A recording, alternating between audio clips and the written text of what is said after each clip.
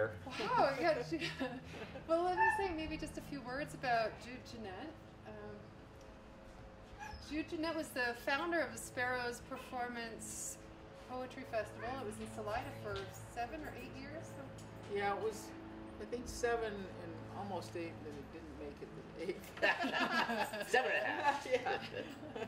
But she's been one of the most influential people in the poetry scene in Colorado in terms of bringing together a poetry community and, in fact, an enduring poetry community and creating the kind of community that we've been trying to recreate ever since with other festivals all around the state.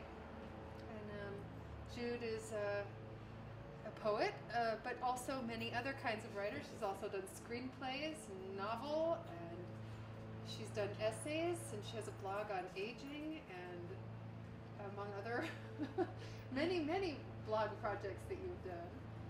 But I don't know, I think my favorite thing to do is just sit with Jude and see what comes out of her mouth. Oh my. So what I want to know is why you ran away to LA.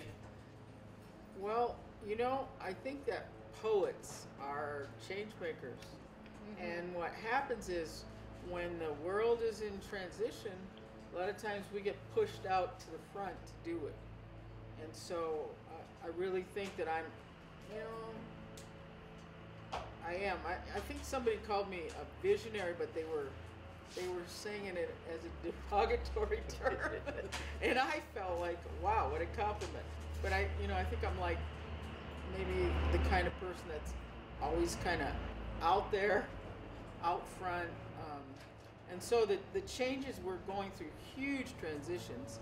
And I'm going to read some poetry tonight that I maybe wrote 15 years ago, but it's appropriate for now. Mm-hmm. And so I think that sometimes as mystics, poets, we're prophets, whoever we are, that we go out there and, you know, and our lives get, you know, pulled apart and put back together. And I think that's basically what's been going on with me. That sounds like California. Yeah, well, at first I came here and I was gonna live in Ignacio with that poet back there, Ellen, and that fell through. And so I had always wanted to go to graduate school in Oakland, California, to University of Creation Spirituality with Matthew Fox. Yeah. So I ended up just giving everything away and taking off. And that was really the beginning, I think, of everything changing. And so change is hard, but change is good. Utah Phillips used to say every so often you have to wake up and jump off a cliff. Yeah, I'm good at jumping. You know, and another cliff you've jumped off is with your studies in permaculture. Yeah, I did. When I was at University of Creation Spirituality, I found out about permaculture. And finally, you know, I don't know, only like 2 or 3 years ago, I actually got enough money together to get trained in permaculture. It's a really unique way of looking at the world, so it's part of the whole picture. I think it's like looking at us as a whole rather than little pieces. What does poetry do? I mean, real deep poetry takes you to the oneness, I think. That Rumi, the most popular poet in America. Certainly has us rummaging around in the dirt. That's I think poetry is great for kind of stirring the garden of the community. It kind of brings forth some beautiful flowers and vegetables sometimes. Yeah, and I think if you get, you know, messed up and screwed up, if you go out and dig in the dirt for a while, you can't help but straighten out. So you said you've been doing lots of poetry, lots of writing. Well, I just kind of got, you know, I don't know, I think I got mad at poetry. You know, when Sparrows kind of ended and I wasn't ready for it to end, and I think I just, that's how I experienced it. I think I was meant to, you know, step out from the swirl of the poetry community, and you know what a loss that was. and do whatever journey I was going to do. I wrote a couple of novels. I tried to stay away. And then I finally said, you know what? No matter what you're doing, you're a poet. So anyway, I put up a little blog, I guess it was, and a poetry site, and invited, I think it was Ellen and Rosemary, and I said, I'm going to do 365 consecutive days of poetry whenever I start. And I did. I just wrote 365 poems. Not very good. I think when you start back to poetry, you got to clear it out. And I think that's what that was about. There wasn't a lot of salvageable stuff, but it was really good for the clearing out process. I always think of, the practice of poetry as an important part, and people don't always focus so much on the practice, because it's through the actual process of engaging, thinking, playing with language, that you begin to sharpen your vision and sharpen your language. And so it takes some energy to, as you say, clean it out. Yeah, I think the discipline of poetry, the discipline of anything, has to happen along with all the rest. And to me, poetry is just wild, crazy stuff. It is. It's the wildest, craziest thing I do, I think. but it wouldn't happen unless I was there doing poetry. If I think of poetry, I'll do poetry. If I just go on my merry way, I'm not going to write poetry. Yeah. And somebody was telling me some quote about I think it was, I can't remember who, but they said, they were out in the garden and they had to grab the poem by the tail and run like hell for the house. Yeah, Roostone, that one. Yeah. And to get it down. Right. And it sort of happened to me the other day, and I was like, yeah, that's really true. And I can't, and I've lost a lot of them. Something starts churning in there, and you're like, wow, and then what about it? It's gone. And it's gone. So it requires a lot of your effort and focus and love, I guess. So when you came back to poetry and then you left it again, like after that 365 days, you were done again for a while. Kind of, but not. I think I was at that point. I was beginning the process. It was very private. It wasn't out there, very private. But I was beginning the process. I was sharing it a little bit here and there, but I was just beginning the process of standing up and saying, yeah, you're a poet. Go ahead and be a poet, kind of. So what do you think you get out of the sharing part of it, the putting it out there part? Communion. The communion of poets is unbeatable. I mean, there isn't anything like it. I don't. Do you?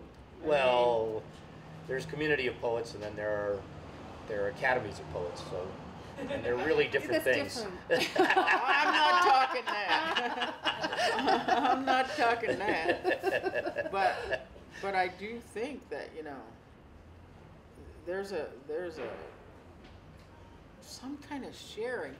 I can remember just the excitement, like with my notebook and my empty page, sitting at a table with Ellen or Rosemary or Art, and we would just be like, yeah, look what I wrote, or just talking about it, and then, hey, I just wrote this.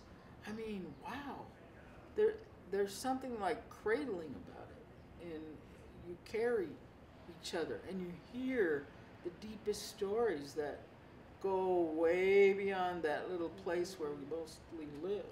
We go down there. So the communion of poets is, to me, spectacular. And yes, there's that elitist kind of academic whatever that a lot of people ascribe to. I have a poem about that. I'll read it. Oh, good. But good. But there's so much more, and it's everywhere. It's interesting because LA has had numbers of communities of poets over the years beyond Baroque, and I think a lot of different groups, Temple of Man, there's been a whole bunch of different kinds of things. And I think in Western Colorado, we've been real lucky to have a real cohesive kind of energy, and it's all kind of catalyzed these days around Valerie in Karen Chamberlain Festival. Yeah. In Carbondale. Yeah, it's important to have an event. I mean, that's why Sparrows was so important, was to have an event for the whole region. But you know what's interesting to me is how recently, Jude, you've taken that energy online, right, and created a virtual community of poets, you know, all over the United States, who, you know, and it's different, of course, than being together in person, but it's such an immediate and continuous community. It's a whole different kind of satisfaction that comes with this deep communion, this deep sharing that happens when day after day after day we're reading each other's poems, and in this case, you know, very actively responding to each other's poems. Yeah, well, just let me backtrack just a little bit, because, you know, I found art so far back. We were just talking about this. We read in Crestone, and he was like the Earth First poet, and I had an Indian friend there who I loved and who wanted me to perform, and so we performed together. We didn't know who each other was, and then I kept bumping into him across the state.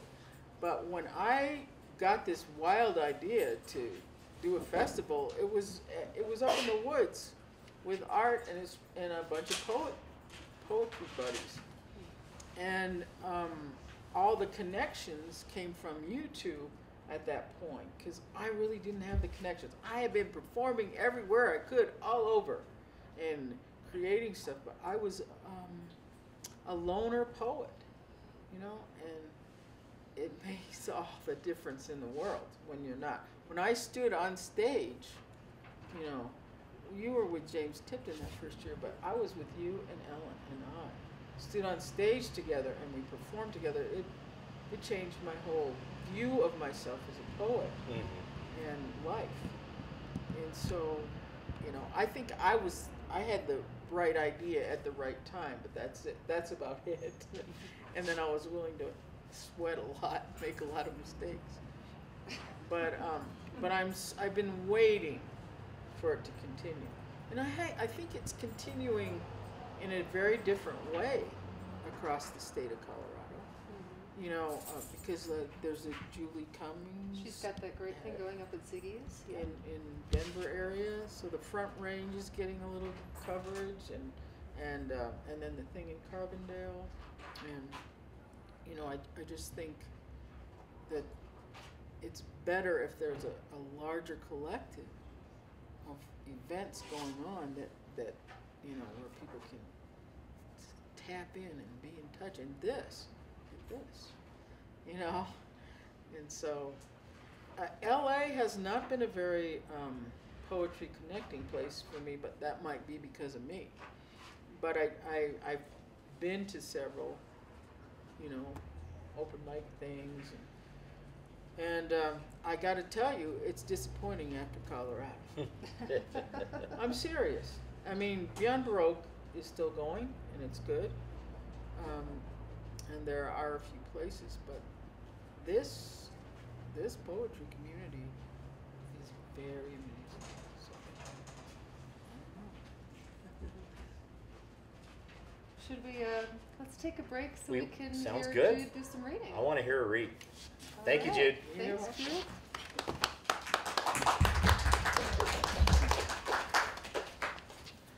Jude, do you want a podium of any kind?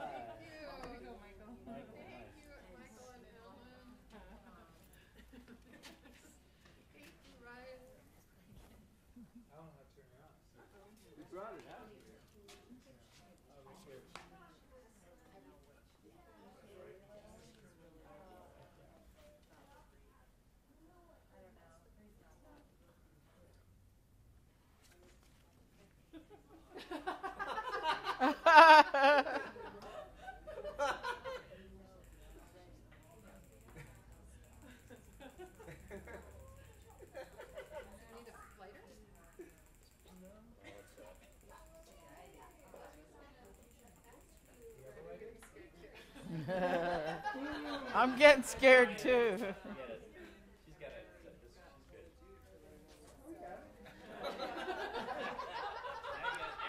scared, Ryan. I'm going to demonstrate. Boom. You can smell it. On this side.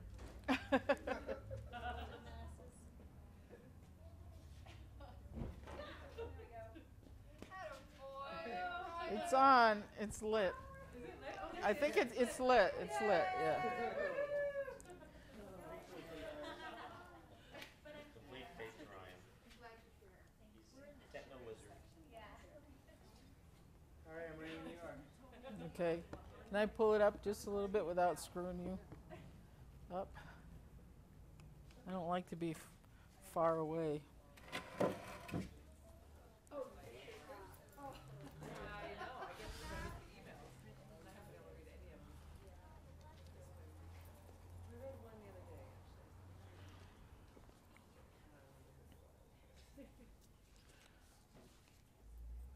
I hate these glasses.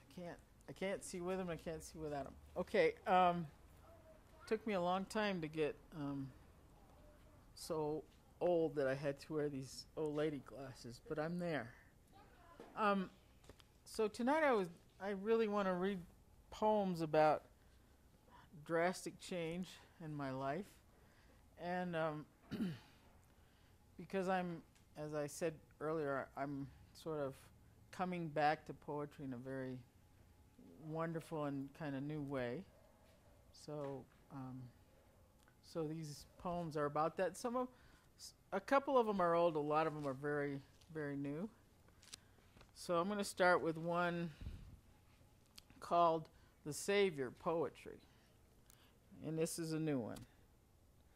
I think of why in revolution poets are imprisoned, or in greedy societies like ours, media disdains poetry as drivel, turning it to academic boredom that passes for the best elitist art. It's like a box of crayons and a coloring book when our canvas is the sky. A pound of unknown words with a self-conscious, pompous whine. When the world is alive, hungry, and panting for a clear, simple drink of water, spoken by a bard or Sappho, whose soul has been bought back, broken open at great price. You say that poetry and art cannot save the world? I say it has. And what you usually hear and see is neither the power and glory of the universe nor the artists who see and celebrate her. You can recognize this Savior by its relationship to the guts of human universal artistry. Who but spiritually aware, balls out beautiful beings could see and self-reflect on this miraculous everyday life as we know it. 13.7 billion years in the making. Now try dancing to that without tearing your heart out. Okay, I'm going to kind of change moods with this one. This one is my most recent poem that I've written, and it's one of the big things that happens to me is I went to L.A. from the mountains of Colorado, and my sons and granddaughters are still here. And this one is about Maya, my oldest granddaughter, and seeing her here this time. It's called "So Far From Home."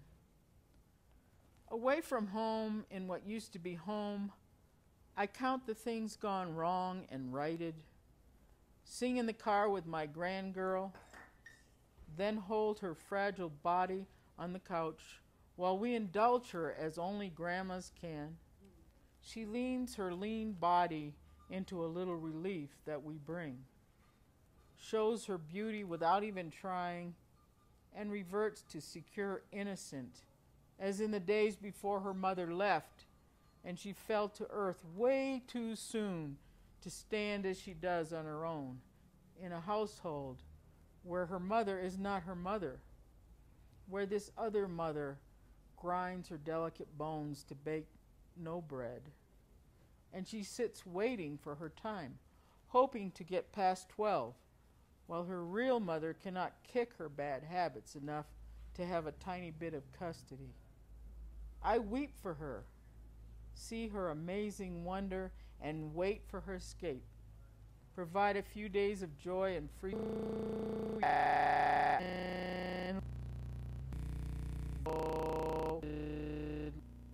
fix this tattered life. I must go on and back and through and help her endure as I do, so far from home.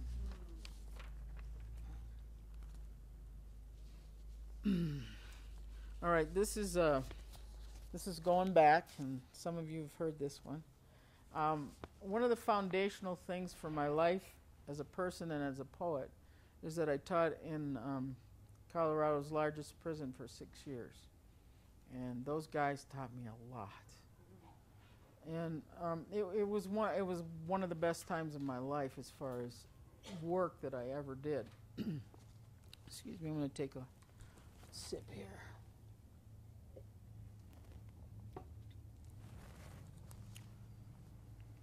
The only guy in there who ever threatened my life we called the 16th Street Viaduct Boogeyman, because he used to live under the 16th Street Viaduct in Denver, and he was an incredible blues player. But he was really angry when he didn't pass his GED, and so he threatened my life.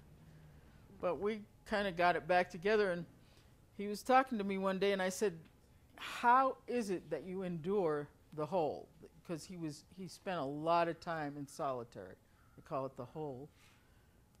And he said, well, and he just reached down, pulled some threads out of his socks, attached them to my file cabinet. Thank you, Micah. And started weaving. And while he was talking to me, he said, "An old con taught me this, and this is how I survived this is how I survive in the hole." And he wove me a bracelet while I waited. So this is about him.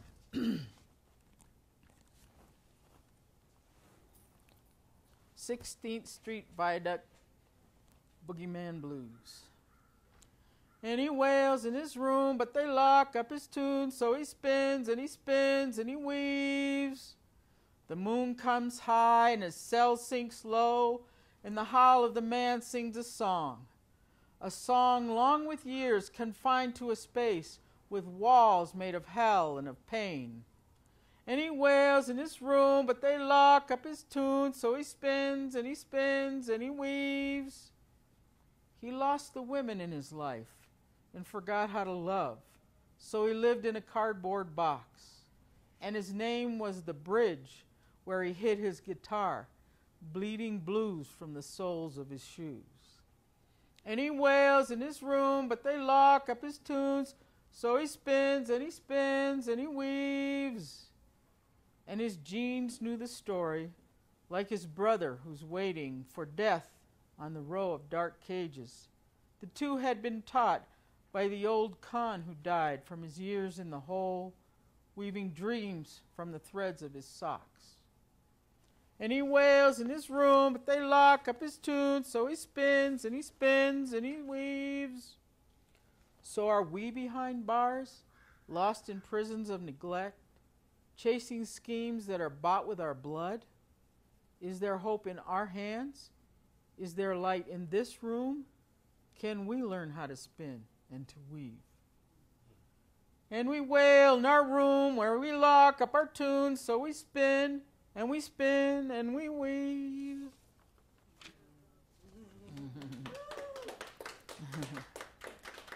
Thanks. All right, another aspect of my life that kind of made me tough, and this is probably one of my oldest poems. It was one of my most popular poems when I wrote it, but it's probably 20 years old. But I think it's very appropriate. When I wrote it, I had no idea where corporate America was going. It's called "Cover Thy Ass" or "Corporate America in Bloom." I say, cover thy ass. They say, kiss it. No, I'm talking hard asses. I've seen them on the cleanest looking women, all wooden and splintery asses. Old nasty white man asses. Not soft and saggy from use, but big tighter than frog ass asses. They's watertight, from controlling somebody else's asses. strutting and talking like some pimpy old fool, sad asses, acting like bejesus God asses, eating little children's alive asses, making slave of themselves with their own fear asses. Now that's some kind of sorry asses need their butts kicked.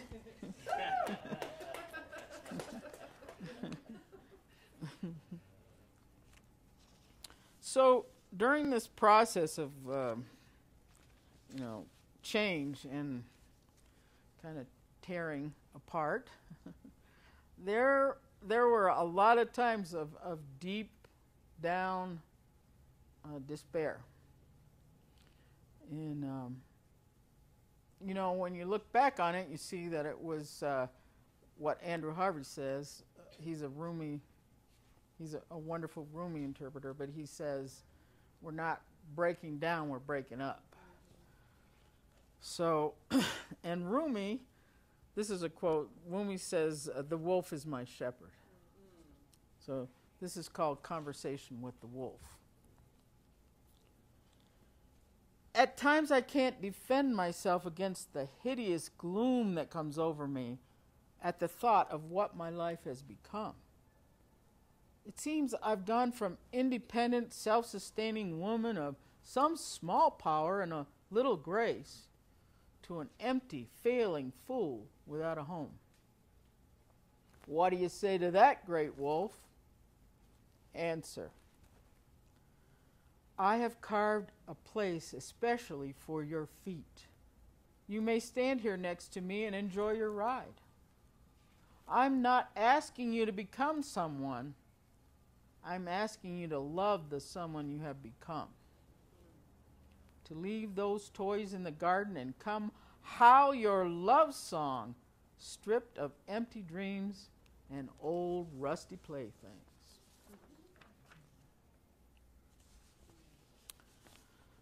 Okay. This one's called Heart of Palm, and I have to explain a little bit about it. It's Heart of Palm, I don't know if it's common here. It's a delicacy, and it's the center of a palm tree. It's, it's exquisite, and I grew up in Brazil eating it, and recently have reunited with Heart of Palm. And so it's brought back a lot of good memories. There's one word I have to explain in here, and it's called hashtapé, and it's in the last line. It's close to the last line, but it's Portuguese because I grew up in Brazil, and hashtapé means drag your feet, and it's a kind of northeastern Brazil poor people's dance, and we used to hear it all the time, from where people were dancing and scraping their feet on the ground. So when you hear hashtapé, that's what I'm talking about. Heart of palm. I slice this white, delicate heart of palm, center peeled from deep inside her. This cutting carries caricatures of my childhood loves. Brazilian nights, palm swaying outside a window-framed picture from a classroom too boring to endure. Burros chasing each other in a sleep-disturbing circling, braying to the dreaming boarding school missionary children, heaven and hell, living there in the big house, a cruel place of lost children in wolf packs. The surround of dark, almost naked bodies fill the screen of my upbringing. Women squatting to pee, dresses a tent of no underpants efficiency. Men pulling out a penis to pee almost anywhere in this tropical paradise. I was taught to be passionate and confrontational. My heart, like the palms, cut out but incredibly tasty. Exotic land never taught me to hide the center of my body, pounding out fire, letting all my acts be a poem dedicated to dancing. Not ballroom, mind you. I'm talking samba here. Chicky-doom, chicky doom, chicky doom doom doom, chicky doom, chicky doom, chicky doom doom doom, we would whisper, our sweet young hearts beating to the drums of the huts surrounding our barbed-wired enclosed compound.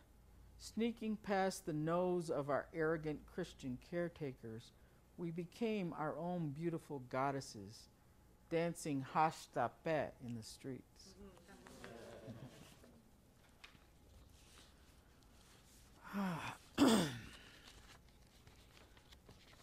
I'm gonna, the love of my life, Micah, is gonna hand out some little, this is the chorus of this. Rosemary knows this one, and probably Ellen, but but I'm going to ask you all to sing it with me. It's not a song, it's a chant. And so, you know, Americans often don't have much tolerance for the repetition of chants, but it's good for the soul, and it makes it come into your body. And so I'm going to ask you to chant this with me in the chorus, and I'll kind of teach it to you, but I just want to preface this one. It's called Hail Mary, Judith, and Our Mother. And I was raised by missionary parents, and all my there's 5 of us. I'm the oldest, and all my brothers have, like, you know, very New Testament names, Mark and Peter and John. So I was like looking up my name. I was like, my name must be in the Bible, Judith. And all I could find was Judith was a wicked woman. So that's the instigation for this poem. You know, I think a lot of women of my era grew up with, you know, fathers who were misogynist, and, you know, and didn't think anything of it. Still don't. My dad's a World War II veteran in his 80s, you know. But but I think that one of the things that that some of the mystics are saying about our time and what's going to get us through is that we have to latch on to the feminine spirit. Not female. I'm not talking about women. I'm talking about the feminine spirit of life, of God, of divine, or whatever, but the feminine. So that's why, even though I wrote this quite a while ago, I feel like this is a real important thought for us to carry. So that said, I'll just sing the chorus through once, and you've got it in front of you. And then maybe I'll do one line and you can repeat it. I'll do the next line, you can repeat it, and then we'll take off. So, Hail Mary and Inanna, and Judith was a wicked woman. To you Hecate, to you green Tara, we're all mirrors of the earth, our mother. So now I'll do the Hail Mary and Inanna. So Hail Mary and Inanna, and Judith was a wicked woman, and Judith was a wicked woman. To you Hecate, to you green Tara, to you Hecate, to you green Tara, we're all mirrors of the earth, our mother. We're all mirrors of the earth, our mother. Oh, you guys have it. All right. You women have it, and men. So I'll start it, and then we'll go into the chorus. Hail Mary, Judith, and our mother. So many women have touched my love skin, goddesses of fields and rivers, divas of cottonwood trees, standing statues of bark and lungs. Hail Mary and Inanna, and Judith was a wicked woman. To you Hecate, to you green Tara, we're all mirrors of the earth, our mother. I chant to the world of women today. Kiss the orchid of our joy juice. Lift this prayer of hands that caress, tell stories, write poems, touch love. Hail Mary and Inanna, and Judith was a wicked woman. To you Hecate, to you green Tara, we're all mirrors of the earth, our mother. I feel your body, great mother, embracing mine. My breasts, like yours, are full of milk and mountain peaks. My belly sprouting creations, small trees, bees, and schemes of love and abundance. Like yours, my womb has given life, given light.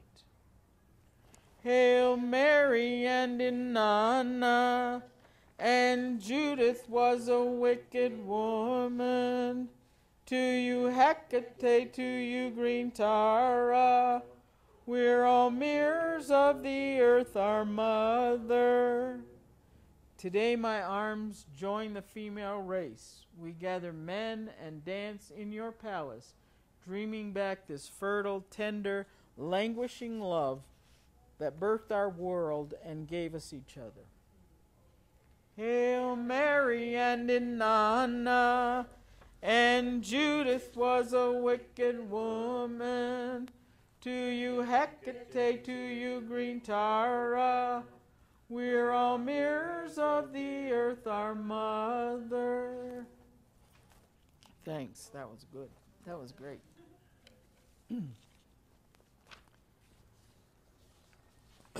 We have a bumper sticker on the back of our car that says, change happens at the speed of thought. And just, it's all about change right now. So I wanted to talk about one of the images I do in here is the Los Angeles River. And in the 1920s, it was cemented over to avoid flooding. And people have been trying to change that for years, and nothing's really happened. And so it's kind of like when the rains come, it washes, couches and tires down to the ocean, and all that water that could help us in drought can't sink into the earth. So that's in here. If you will change your mind is the name of this one. I rise up, prophetess of the wind, a warning. Drought has folded our wings. Flying now is metaphysical. It has gone, dust to dust, this life so long mistaken for life. You can feel grief in the streets, the empty houses, drugs of every sort bought to mask the pain.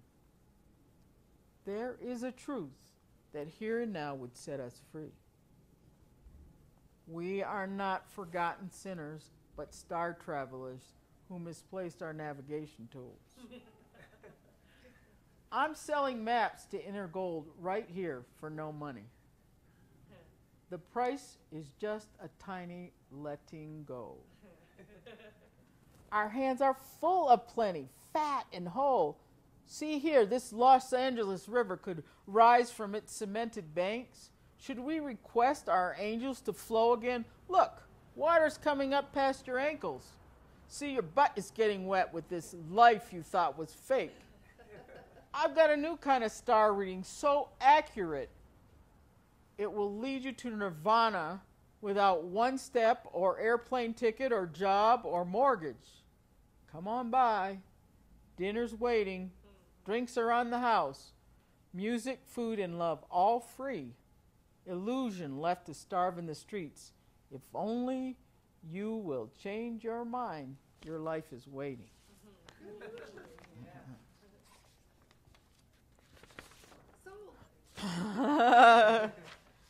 And there's my last one. We live in Los Angeles with our Micah's son and his wife and 3-year-old grandson, who I mostly care for. And he's a blast. But he loves superheroes. That's his thing. And I don't know if you've ever seen The Incredibles. Thank you, Micah. Old brain. The Incredibles. He loves The Incredibles. And the mom in The Incredibles is Elastigirl. And she can spread her arms and make a parachute if they're falling and grab her kids. And, you know, she can do everything. And so he calls him, when they say, "What's your name?" he says, "Elastiboy." So, make a superhero movie. Walk softly here, O poet. Our world is filled with fear. Those steps you take are not mere walking. They are blazing a path for your sisters. They are making a party for your hungry, seeking brothers. Your children need you. Like a movie, tell the story. Point toward truth. We are dying to be set free. Take up arms, open arms, strong arms, tender arms. Gather chicks and drunk minstrels. Gather Jesus and Buddha, Gandhi, Obama, and the girl next door. Elastigirl had the right idea. Stretch out those arms and embrace infinity.